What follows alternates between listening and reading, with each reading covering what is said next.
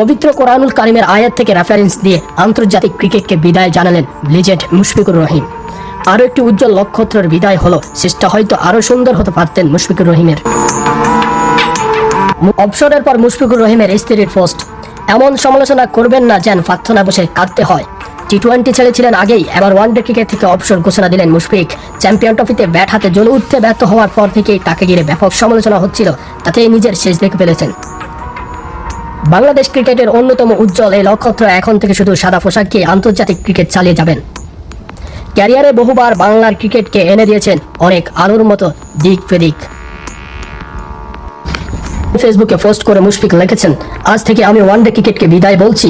তিনি আরও লিখেছেন, বৈশ্বিক পর্যায়ে আমাদের অর্জন খুবই কম, তারপরে যখন আমি মাঠে নেমেছি শতভাগ দেওয়ার চেষ্টা করেছি। গেল কিছুদিন আমার জন্য খুবই চ্যালেঞ্জিং ছিল। আমি অনুধাবন করেছি যে এইটা আমার ভাগ্যে লেখা আছে।